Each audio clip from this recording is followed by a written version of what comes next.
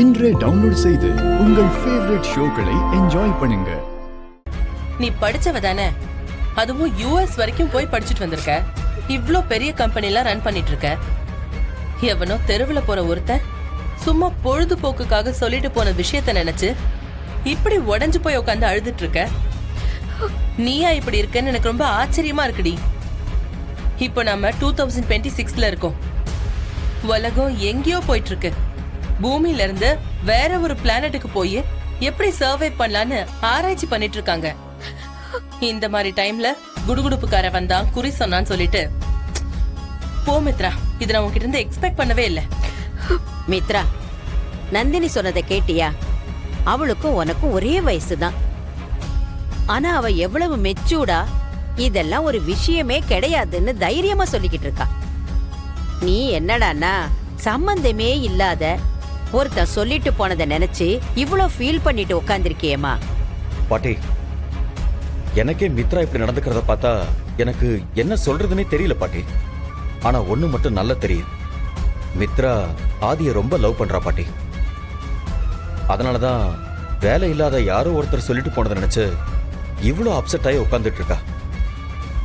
இத பாரு மித்ரா, இந்த மாதிரி குறி சொல்றவங்க சமயத்துல வீடு மாறி கூட சொல்லிட்டு போயிடுவாங்க. அவங்க பக்கத்து வீட்டுக்கு சொல்றத நம்ம வீட்டுக்கு சொல்லி இருக்கலாம்ல. என்ன சமாதானப்படுத்துறதுக்கு தான் இப்படி எல்லாம் சொல்றீங்க பாட்டி. அது எனக்கு நல்லாவே தெரியும். இந்த தெருவுல நம்ம வீட்டுல மட்டும்தான் இன்னும் கொஞ்சம் நல்ல விசேஷம் நடக்க போகுது. அப்படி இருக்கிறப்போ எப்படி அந்த குடுகுடுப்புக்கார வீடு மாத்தி வந்து சொல்லிட்டு போவான்னு நினைக்கிறீங்க?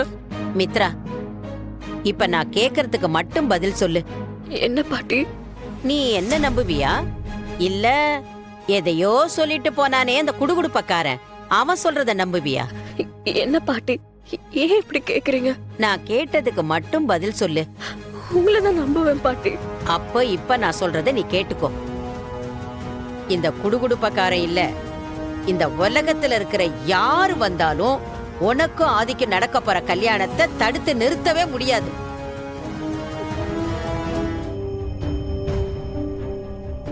பாரதி, குடுகுடுப்புக்கார சொன்னதை கேட்டில்ல? மித்ராவோட ஆதிக்கு இந்த கல்யாணம் நடக்கவே நடக்காதுன்னு அந்த ஆத்தாளே வந்து ஜக்கம்மா மூலமா வாக்கு சொல்லிட்டு போனதா தான் நான் பாக்குறேன். ஆமா, நான் எது பேசினாலும் திருப்பி பதிலே பேசாத. எல்லா ஆசையும் மனசுக்குள்ளே வச்சுக்கிட்டு இன்னும் எத்தனை நாளைக்கு தான் இப்படி இருக்க போற? நான் ஒண்ணு மட்டும் சொல்ற, நல்லா கேட்டுக்க பாரதி. நீ இனி தைரியமா இருக்கலாம். யாராலையும் இந்த கல்யாணத்தை நடத்தி வைக்கவே முடியாது. ஆதி உனக்கு தான். நீங்க 2 பேரும் ஒண்ணு சேர்ந்து குழந்தைங்களோட சந்தோஷமா வாழ போறத நான் பார்க்கத்தான் போறேன். அதுவும் சீக்கிரமாவே நடக்க போகுதுன்னு என் மனசுக்கு தெரியுது. மித்ராவோட பாட்டியும் அவ அத்தை பொண்ணும் தலை கீழ நின்னாலும் இந்த கல்யாணத்தை நடத்தி வைக்கவே முடியாது.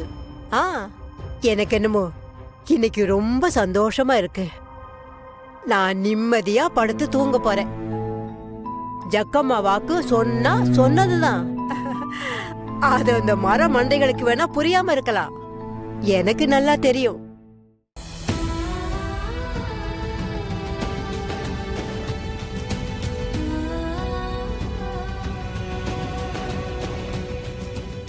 அந்த ஆள் வந்து குறி சொல்லிட்டு போனதுக்கு அப்புறம் பாரதிக்கு நம்பிக்கை வந்த மாதிரி இருக்கு.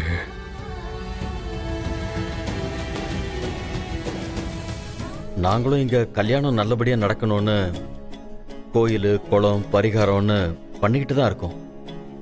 எல்லாத்தையும் மீறி இப்ப கல்யாண தேதி ஃபிக்ஸ் பண்ணதுக்கு அப்புறமும் இப்படி ஒரு விஷயம் நடந்திருக்கு. இத சாதாரணமா கடந்து போக முடியல பாட்டி. சுதாகர், நீ சொல்றது வாஸ்தவம் தான்ப்பா. இங்க பாரு, பிரச்சனைன்னு ஒண்ணு இருந்தா அதுக்கு கண்டிப்பா ஒரு தீர்வு இருக்கத்தானே செய்யும். இந்த மாதிரி குடுகுடுப்பக்கார வந்து சொல்லிட்டு போறத கேட்டா நம்ம ஊர்ல இருக்கிறவங்கெல்லாம் சில பரிகாரம் எல்லாம் பண்ணுவாங்க.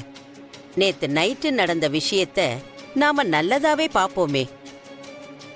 கல்யாணத்துல இருக்கிற தடங்களை தீர்த்து வைக்க அந்த கடவுளே இந்த குடுகுடுப்பக்காரனை அனுப்பி வச்சு நமக்கு ஒரு வழிகாட்டினதா நினைச்சுக்குவோம். இப்படி கல்யாணம் முடிவு பண்ணி அது நின்னு போச்சுன்னா அதுக்கு நம்ம ஊரு பக்கம்லாம் பண்ணுவாங்கல்ல, அந்த பரிகாரத்தை நாம எல்லாரும் சேர்ந்து பண்ணுவோமே.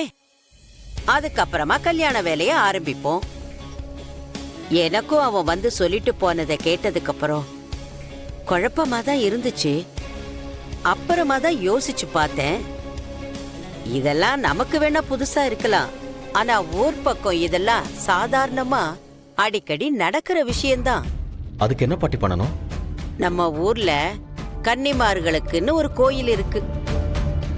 அந்த கோயில்ல 7 கன்னிமார் சாமிங்க இருப்பாங்க. ரொம்ப நாளா கல்யாணம் ஆகாம இருக்கிற 7 பொண்ணுங்களை நம்ம வீட்டுக்கு வர வச்சு மித்ரா கையால அவங்களுக்கு பாத பூஜை பண்ணி, வீட்ல சின்னதா ஒரு பூஜை வச்சு மித்ரா கையால சமைச்சு அவ கையாலேயே பரிமாறி விருந்து வைக்கணும். அப்புறம் அந்த 7 பொண்ணுங்களுக்கும் துணிமணி எடுத்து கொடுத்து அவங்களுக்கு அதை காணிக்கையா கொடுத்து அந்த 7 பேரையும் அந்த கன்னிமார் சாமிங்களாவே நினைச்சு மித்ரா மட்டும் இல்லாம நாமளும் அவங்க கால்ல விழுந்து ஆசீர்வாதம் வாங்கிக்கணும். இத்தனை நாள்ல நீங்க இந்த மாதிரி ஏதாவது பரிகாரம் பண்ணிருக்கீங்களா? இல்ல பாட்டி, கோயில்ல பண்ற பரிகாரத்தோட சரி. ம்ஹும். முதல் தடவை இந்த கல்யாணம் தடங்கல் ஆனப்பவே நீங்க இந்த பரிகாரத்தை பண்ணி இருக்கணும். சரி விடு, ஏன்னா இதை எடுத்து சொல்றதுக்கு வீட்ல பெரியவங்க யாரும் இல்லைங்கிறத என்னால புரிஞ்சுக்க முடியுது. ஆனா இப்போ நம்ம மித்ராவுக்காக இத பண்ணியே ஆகணும். அப்பதான் அவ கல்யாணத்துல இருந்த தடங்கள் எல்லாம் சரியாகி இந்த தடவை ஆதிக்கும் மித்ராவுக்கும் நல்லபடியா கல்யாணம் நடக்கும். அவன் வந்து குறி சொல்லிட்டு போனத ஏதோ தப்பா இருக்குன்னு எடுத்துக்காம நமக்கு சாமி அவன் உருவத்துல வந்து வழிகாட்டினதா நாம நினைச்சுக்குவோமே. இனிமே யாரும் இந்த விஷயத்த பத்தி நினைச்சு மனச போட்டு குழப்பிக்காதீங்க. நடக்கிறது எல்லாம் நம்ம நல்லதுக்கு தான். ஏண்டா தவக்கல, உங்க ஊர்ல கூட இந்த மாதிரி பழக்க வழக்கெல்லாம் இருக்கா? ஆமாம் பாட்டி, ஆனா இதெல்லாம் யார் வாழ்க்கையும் கெடுக்காம நல்லபடியா கல்யாணம் நடக்கணும்னு நினைக்கிறாங்க பாத்தியா, அவங்களுக்கு தான் நடக்கும். இதுங்க நம்ம அண்ணி வாழ்க்கையை கெடுக்கணும்னு குறுக்க நிக்குதுங்க. அப்ப சாமி நம்ம அன்னிக்கு தானே நல்லது பண்ணி ஆகணும். நானும் அதை தான் யோசனை பண்ணிட்டு இருக்கேன்.